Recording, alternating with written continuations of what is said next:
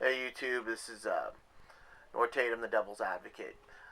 Today I'd like to do a video that actually is going to address not one, but two videos, and I'm going to provide the links in the description box. It is an answer to both Wondering Mind 42 and to So What Do You Think? So What Do You Think has a video called um, Take a Test to Vote. Now, the only reason I have a problem with this idea is pure mathematics. We don't have enough people that are willing to vote in America as is right now. And it's pretty much, unfortunately, it's the ignorant people that get out to vote. A lot of the smart, rational thinkers don't vote out of apathy, and not pure ignorance. In fact, I don't believe in the concept of willful ignorance as the reason that people aren't voting in America. I think that it's just a feeling, an overwhelming feeling that most people in America just are fed up and don't believe that anything's going to change. They believe that it's just one empty suit after another empty suit after another empty suit, and regardless of party lines, they're always voting the same way. The Republican seems hard-nosed on the things and gives the promises to the Republican Party, and then he fails. The Democrats are doing the same thing. So, and when you look at like approval ratings and stuff, you can see that nothing is changing. And in fact, if anything is changing, it's getting worse.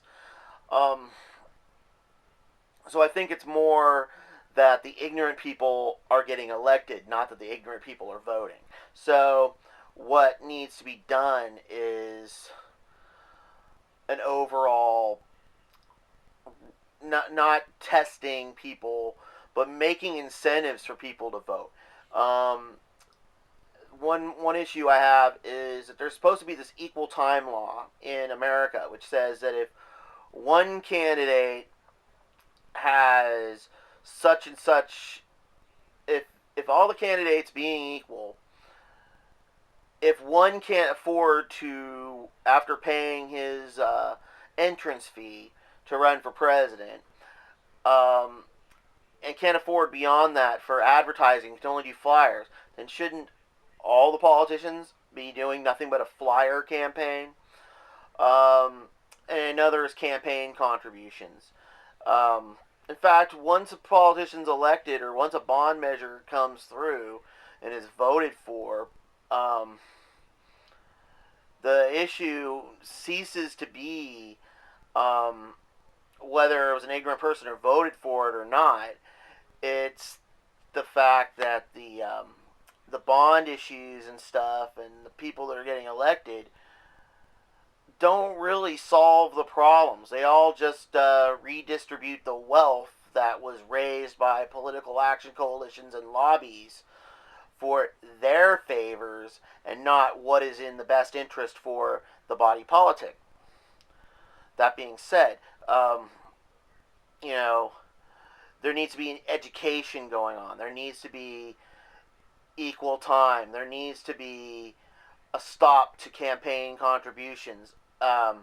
Everyone needs to have the same fair share. That means that, unfortunately, that crazy guy that we don't want running for office, we're going to have to listen to him too. And, and people that are labeled as crazy simply because they don't wear the blue and the red.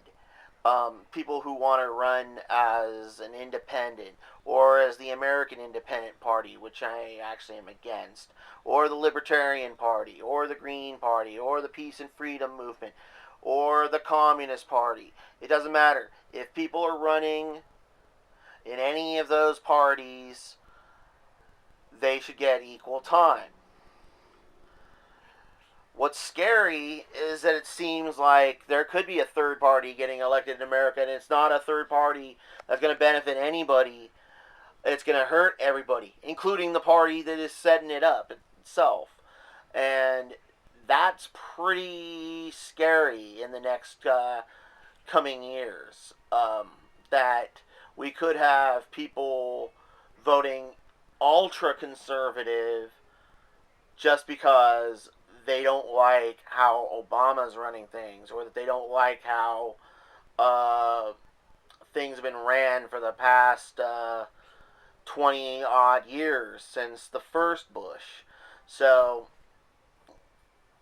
let's just say that in a country where more people vote on polls on Facebook and will pay good hard-earned money on their cell phones to vote for American Idol contestants, um, I think that in a country like that, why would you test people to make them so that they're not worthy to vote? Because then there would be no one voting, and we would be in a dictatorship based on what Congress wants. You know, the people that actually could still vote. There would be a small percentage of them, and most of them would be politicians, because the rest of us that aren't politicians, we don't vote. And it's not that we don't vote by choice or not. I vote, but most of my friends don't vote, and some of them are the smartest people I know, and some of them would vote for somebody in a third party like the Libertarian Party or the Peace and Freedom Movement or the Green Party, rather than voting for the Republican in the empty suit or the Democrat in the empty suit. So I have to say that unless some form of education goes on, like for instance, instead of teaching government and econ classes in 12th grade, they start at 7th grade and teach you for the whole entire section from 7th through 12th. That last 6 years of school, they teach you, boom, all the stuff that you need for your government and econ then, and just drive it home to you. And they instead of the class upgrading, they just teach you the same things over and over again, because it seems to be, unfortunately, with something as strong as that is concerned, that's the only way to reach the populace. And it's sad to say, but it's like some people are just extremely hard to reach. You need to give them 3 or 4 teachers. Me, when I was taking guitar, it took me finding the right teacher, and that took me years. Teachers could show me the same thing over and over again, and I didn't get it until I found a teacher that explained it to me in a way I could relate to. And that's another issue. We need to speak to people and teach people about what it is to vote for somebody and have them make their own educated opinion. So, what do you think? And now on to Wondering Mind 42. He posted a video called Gaddafi and His Ilk, Can Dictators Sometimes Be a Good Thing? Well, I don't believe that everybody on Earth is inherently good and evil. I believe that there's no black and white. That there are shades of gray in everyone. Wondering Mind 42, your video is about how the pressure cooker effect keeps racism, sexism, religious fervor down. People can. The dictator keeps the peace through violence, keeps the peace through and building up extreme laws to, in effect, he keeps the peace because everybody is forced to toe the line. There's a problem with this philosophy, though. Um, Freedom works. Freedom does work. The only problem is that there's an illusion. There has never been freedom in any system. Every system is either choose your dictator, you're born to be the dictator, or your dictator takes over through violence. Um, and that voting is just the same, is tantamount to a regime change, just as if a king were to die, or someone caused a coup d'etat in a foreign land. Um, it's just changing the empty suits around. And now you're under new laws.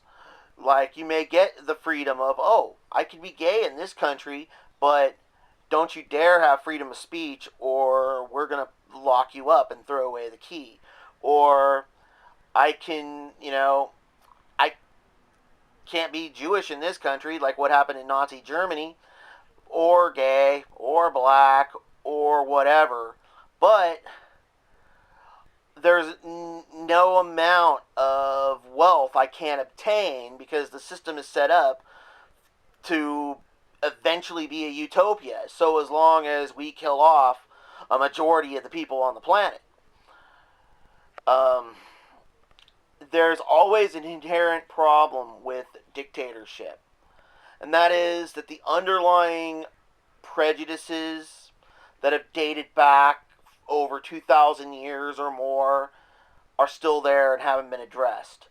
That there has been no education of the masses. That you just throw a Band-Aid on the problem, basically. Or in your case, you put the lid on the pressure cooker, and everything inside cooks and boils and gets worse. People are just waiting for that moment when there's anarchy and they can go and loot the store, and they're no longer worried about if they're going to die by looting the store, because now they can also, if they're going to die for that, they can go ahead and address all their hatreds. They can go and rape and murder and kill based on the fact that there's no government stopping them from doing it. Anytime we go in to pose a dictator, there's always a moment of anarchy. And what are we to do? Are we supposed to supply them with a government? I'm sure that there's a lot of them out there going to say, no, we can't be supplied with a government. We don't want any government here, or at least not an American government, because American government has failed too. I mean, look at what we have because of our freedom. We have people killing each other over color, over race. We have people keeping women from getting certain jobs in life because of sex. We have the division of society based on religion, or in my case, the lack thereof. And all that has to change. We're supposed to be an enlightened society that no longer is governed by books and rules and prejudices and concepts that have all started from the Stone and the Bronze Ages. We need to come out of the dark times and become enlightened. Who knows? I mean, Bionic Dance wants her flying car. We would have probably already had the flying car by now if it wasn't for the lack of enlightenment. So that's how I'm going to answer both of you guys. Wondering Mind 42 and So What Do You Think? Two of my favorite thinkers on YouTube that don't get enough views. Thank you for posting your videos. I agree with a lot of what you say. And I love the fact that both of you are rational thinkers and have a lot of reasoning, and that I can discuss things with you rather than debate. Peace.